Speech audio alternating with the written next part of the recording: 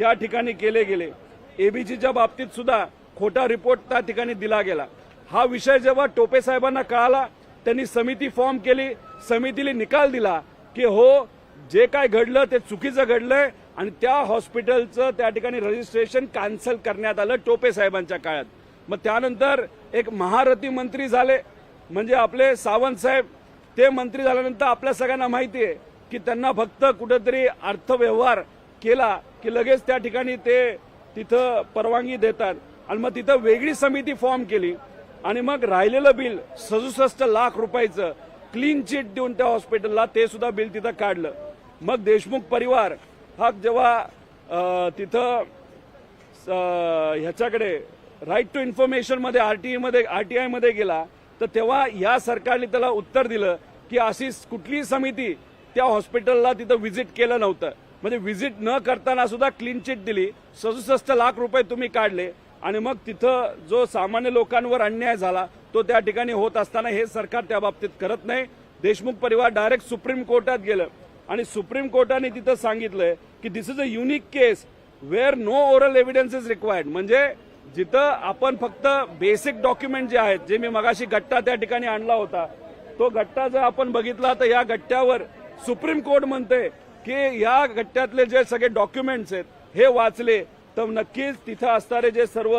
अध्यक्ष म्हणजे गोरे त्यांच्यावर आपल्याला कारवाई करता येईल, पण फक्त डायरेक्ट सुप्रीम कोर्टात जाता येत नाही। म्हणून त्यांनी सांगितलं लोअर कोर्टात तुम्ही जावं, पण लोअर कोर्टात अडचण एवढीच आहे पोलीस प्रशासनाकडनं कुठेही त्या ठिकाणी कुठलाही तपास योग्य पद्धतीने केला जात नाही आणि दुर्दैव असं की तिथं असणाऱ्या अधिकाऱ्यांनी जे तिथं लोकल आहेत त्यांनी परत एकदा या हॉस्पिटलच्या विरोधात फक्त 80,000 रुपयाची केस केली आणि बाकी डायरेक्टरला त्याच्यात गुन्हेगार केलेला आहे। त्यामुळे हे दोन महत्वाचे मुद्दे आहेत आणि हे दोन महत्वाचे मुद्दे पुढे येऊ नये, त्याच्याचबरोबर महिलेचा जो विषय झाला तो सुद्धा कुठेतरी दाबण्यात यावा यासाठी गोरे आणि त्यांचा सर्व मित्रपरिवार हा प्रामाणिकपणे त्या ठिकाणी प्रयत्न फक्त स्वहितासाठी करतोय असं आपल्याला म्हणावं लागेल। जे वकील ज्या पीडित महिलेचे होते ते सुद्धा असं कळतंय की गोरेंच्या जवळचे आहेत आणि मग अशा पद्धतीने तिथं जी महिला आहे स्वतःच्या न्यायासाठी लढत आहे, खरात नावाचे पत्रकार हे सुद्धा स्वतःच्या न्यायासाठी लढत आहे आणि न्याय व्यवस्थेवर आमच्या सगळ्यांचा विश्वास असल्यामुळे आम्हाला नक्की वाटतं की नक्कीच या महिलेला आणि या पत्रकाराला सुद्धा येत्या काळामध्ये न्याय मिळेल। हे सगळे डॉक्युमेंट आम्ही करप्शन ब्युरोला त्या ठिकाणी अँटी करप्शन ब्युरोला त्या ठिकाणी देणार आहे, मुख्यमंत्री कार्यालयाला पाठवू आणि इतरही ठिकाणी पाठवू आणि हा मुद्दा सातत्याने त्या ठिकाणी आम्ही सर्वजण घेऊ आणि हा न्याय देशमुख परिवाराला सुद्धा जो तिथं ज्यांचं ती संस्था आहे भिसे परिवाराला सुद्धा, या महिलेला सुद्धा आणि खरात या सगळ्यांना कसा न्याय मिळेल यासाठी आम्ही सर्वजण प्रयत्न करू आणि परत एकदा मंत्री महोदय अध्यक्ष महोदयांना तिथं भेटून माझं जे काय हक्कभंगचा विषय आहे तो आम्हाला त्या ठिकाणी मांडण्याची परवानगी द्यावी अशी विनंती सुद्धा आज त्या ठिकाणी मी करणार आहे।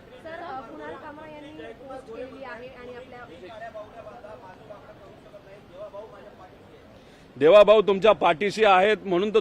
तुम्हाला वाचवलं जाते, पण शेवटी न्याय व्यवस्था आहे, आम्ही सर्वजण लोकांच्या बाजूने लढणारे आहोत। त्यामुळे तुमच्या पाठीमागे ठीक आहे शक्ती आहे, खूप मोठी शक्ती आहे, पण आम्ही स्वतः त्या ठिकाणी प्रामाणिकपणे लढत आहोत। त्यामुळे आम्हाला विश्वास आहे की तिथे असणारी लोक जो कुठला परिवार आहे जो न्यायासाठी लढत आहे त्यांना न्याय मिळेलच, न्याय व्यवस्था आहेच, पण विरोधी पक्षातले लोक म्हणून आम्ही सर्वजण त्या ठिकाणी लढत राहू। मुंडेंच्या बाबतीत सुद्धा हाच विषय तिथं झाला होता, पण शेवटी तिथं असणाऱ्या देशमुख परिवाराला काही प्रमाणात न्याय मिळाला, पूर्णपणे मिळालं नाही। त्या देशमुख परिवाराला न्याय द्यायचे, सूर्यवंशी परिवाराला न्याय द्यायचे, या महिलेला द्यायचे, खरातांना द्यायचे। त्यामुळे गोरेंना कितीही अहंकार असला तर या अधिवेशनात नाही तर पुढच्या अधिवेशनात तरी का होईना हे सर्व विषय नक्कीच विरोधी पक्षाकडनं आम्ही सर्वजण या विधिमंडळामध्ये त्या ठिकाणी मांडू।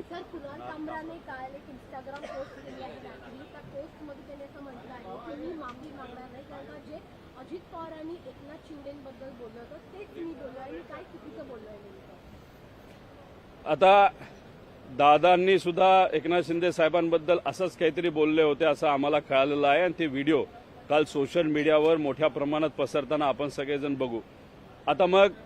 काबरांनी जे त्या ठिकाणी म्हणलं, दादांनी जे काय म्हणलं, आता याचा तुम्ही तपासलं पाहिजे। पण महत्वाचं काय की आपण म्हणजे तुम्ही जर बघितलं जेव्हा कंगना ज्या ऍक्ट्रेस आहेत त्यांच्या घरावर जेव्हा कारवाई केली गेली होती त्यांनी त्या कंगना ऍक्ट्रेसली काय म्हणलं होतं तर मुंबईला पाकिस्तानाची उपमा त्या ठिकाणी दिली. म्हणजे तसं बघितलं तर तिथं हा देशद्रोहाचा गुन्हा आहे